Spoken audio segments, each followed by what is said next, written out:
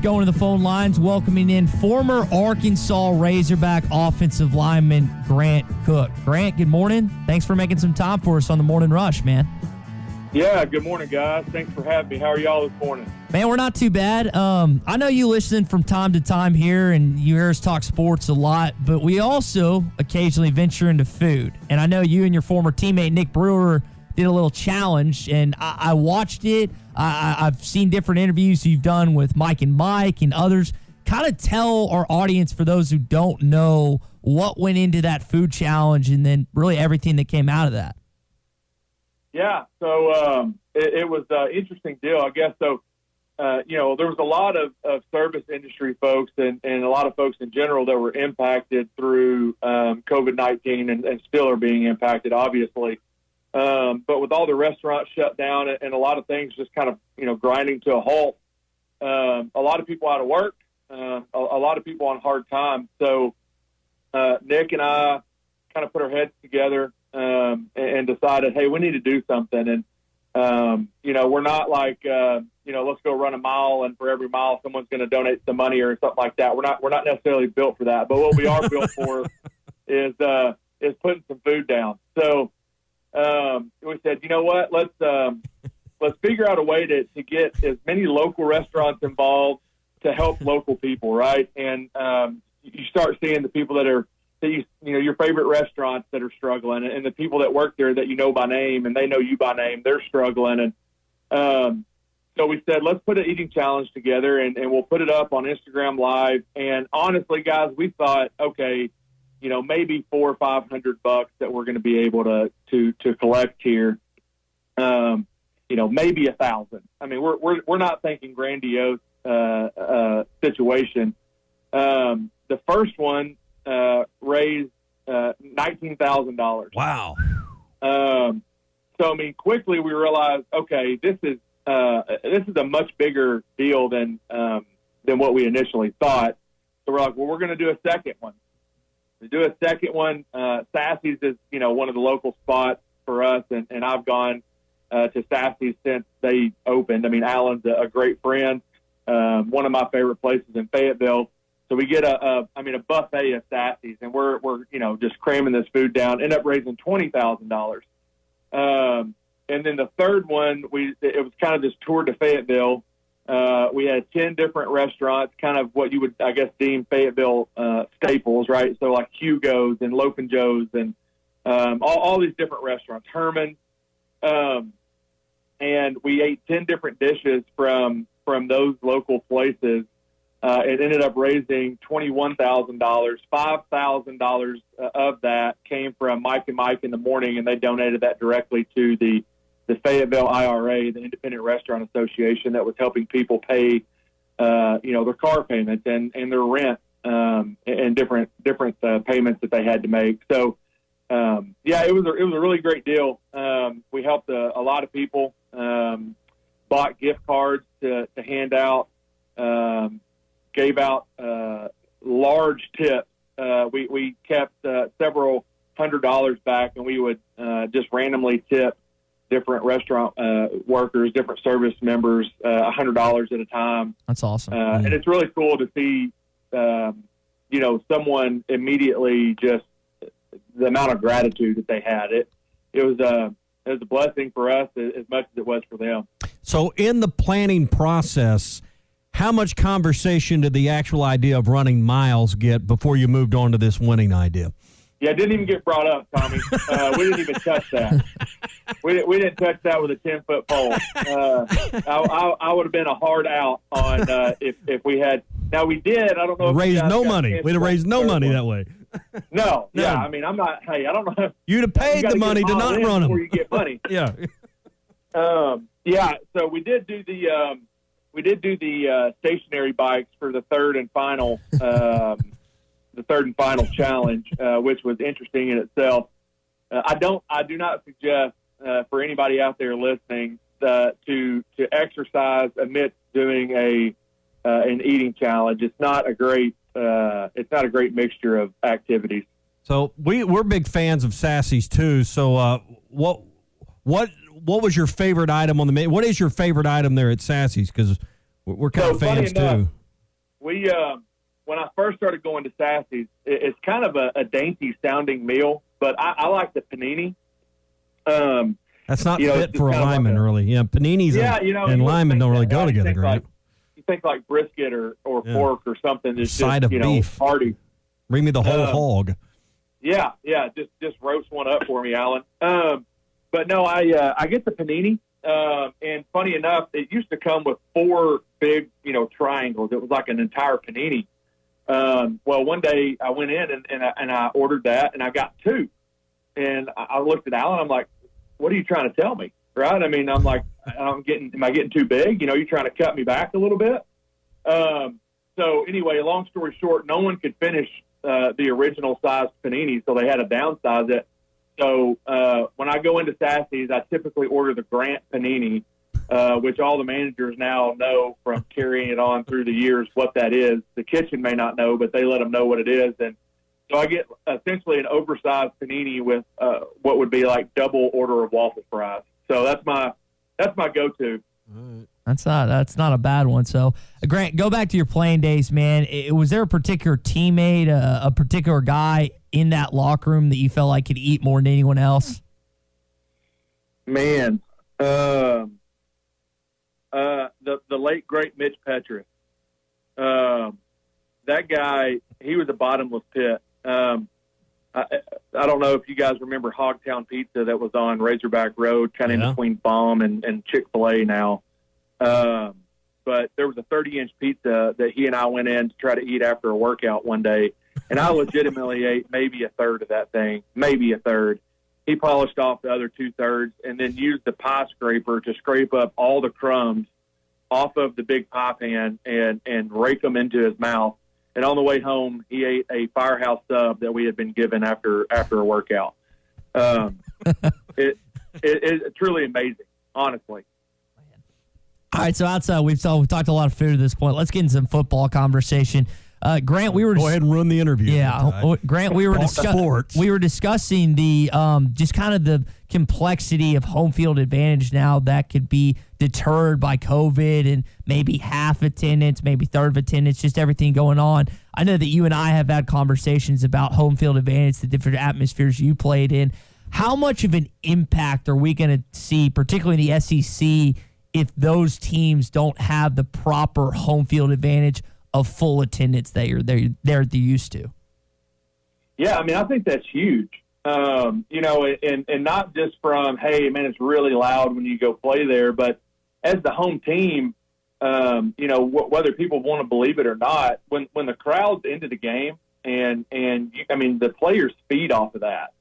That helps you get hyped up. That helps you, be ready to go and play. I mean, and then obviously you have the noise factor, right? Third down in pivotal points of the game. I mean, crowd is huge, but I mean, they're really the lifeline into the team. I think that's where, the last few years here for Arkansas, I mean, speaking somewhere close to home, is that really, just candidly, the crowds just really weren't into the games, right? And I mean, kind of deservedly so. But, I think that it plays, because you talk about Alabama, LSU, Auburn, A&M, right? I mean, these huge stadiums, Tennessee. I don't know how well, not saying it's going to make those teams bad or anything like that, but it definitely is a huge piece of what they feed off of that is, potentially going to be removed. Yeah, I mean, Baton Rouge with 45,000 fans versus 95,000 fans is a different venue. We were talking about that earlier. I mean, Death Valley has a reputation for a reason. And it's not, it's not because of the tailgating necessarily. It's because all those people get drunk and come there and make a lot of noise. That's exactly right. 45,000 cages is scary, but 95,000 is terrifying. Mm-hmm. So, all right, be honest with me. If you were in your playing days right now and with everything going on with coronavirus, how much apprehension would you have about training, about practicing, about playing? I'm trying to understand what the mentality or the mindset of these players today is, or how they're approaching it. What would be your approach? I think that I think you still need to take the proper precautions, right? But as far as getting involved, So, I mean, like right now, I started CrossFit about 8 months ago, and the gym opened back up, and I'm still going into the gym. So I think for me, it would be there's probably going to be a football season. Now, whether there's fans involved or not, I mean, it may look different than it typically has. But for me, I would think that I would want to be as prepared as possible and go through as normal of a routine as possible to prepare for a season that is, I mean, I think it's going to happen, right? So for me, it would be let's dive back in and let's get involved and let's follow the right precautions and wipe everything down and do everything to the best of our abilities. But let's not hesitate to get involved and get back in there and get some normalcy back. As a lineman who's involved in physical contact on every play, you're trying to figure out by the nature of this sport how you limit contact. I mean, person-to-person contacts, how this is spread. So the nature of this sport creates a great number of challenges. How do you think the sport of football will find some workarounds here, Grant? Yeah, I don't know, Tommy. I mean, they don't pay me to think about stuff like that. If they did, then they'd be in bad shape. We're not paying you either, but we still would like your thoughts on it. Yeah. I think that there are some things that happen. I mean, like you said, I mean, offensive and defensive linemen, they're going to be in close contact, period, right? I mean, you no way around it. Yeah, you can't just shadow somebody and count to three and then let them go or whatever I mean, it's not backyard football or two-hand touch. I mean, there are, in the trenches, I mean, you're inches away from each other's faces and everything else. I don't know if it's, some sort of a mask or, some sort of like the deal that people wear when they're fishing, the real lightweight fabric that, kind of filters out. It's really for sun, but, something like that they wear under their helmets and over their faces. I do know that being a big guy playing college football, it's hard enough to breathe half the time without something obstructing your nose and your mouth. So I don't know how much I'd be in love with that if I was playing today, but, I think they've probably got to do something. But most of these guys are extremely healthy guys. They're in peak physical condition. Not saying that something bad couldn't happen or the disease could affect a person negatively that's in that type of shape. But I do think that there's got to be something done, but I don't know exactly what that is. We're speaking with Grant Cook, former Arkansas Razorback offensive lineman here on the Morning Rush. Grant, when you look back in your playing days under Nutt and then Petrino, the transition, what do you think really helped you guys as a football team transitioning from Nutt to Petrino and then getting to the point where you guys finished in your senior year in 2011? Yeah, I think, part of it is that, what are you going to do, right? It may not be the best situation. Coach Nutt was very much so a player's coach. I mean, he'd get after you if he had to, but you knew that door was always open and kind of a father figure, right? And Coach Petrino really treated it like a business, very much so. Show up, go to work. We're here for a reason. We're here to win football games. I'm not necessarily here to be a father figure to you. And really, I'll be honest. Coach Petrino was a very tough coach. He was very hard on us.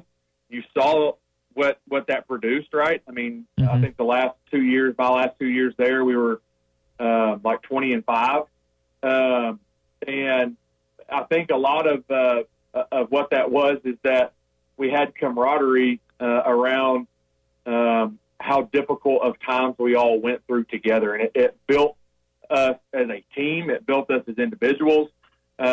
And everybody that played on those teams with me, we all consider ourselves brothers. I mean, anybody that goes through some of those things that we've all gone through on those teams, you're inseparable. Yeah. As a coach, can you be one? I mean, can you be both? It seems like you're either a player's coach or you're a tough taskmaster, disciplinarian, hard-nosed coach. Is there ever been a coach that, can you be both, Grant? I think that's a fine line. I mean, you're talking about a perfect coach right there. Yeah, it'd be hard. It is. It's very difficult, right? I mean, and I think a lot of times, from the outside looking in, it's kind of easy to deem a coach one or another. But really the players and the other coaches on that staff know how that coach is. I mean, you may think a coach is a player's coach. I mean, if you look at Chad Morris, right? Everyone thought, oh, hey, that's a player's coach right there. Very cool guy, upbeat, all that. But then things started leaking out, right, from players and other things that he's not that way, right? He's more of what you would deem a Petrino-esque type coach, where he's a little bit tougher and not as cordial as what people may have thought or what he may have portrayed himself to be. So, yeah, I think there probably is that perfect coach out there. I don't know who it is, but yeah, that's tough to do. That's a tough balance to balance out. I mean, at the end of the day, it has to fit your personal personality. I mean, if you're trying to be someone you're not and trying to fake it, that's never going to work. Absolutely. Mm-hmm. Yeah. No, you definitely just want to stick to, hey, this is what I'm comfortable with doing. If it's being a hard butt to everybody, then great. If it's being a player's coach, great. But I think you got to play to your strength. Grant, let's talk about the current head coach, Sam Pittman, and what you think about him, and have you had a conversation with him yet? I have not had a conversation with Coach Pittman yet since he's been back.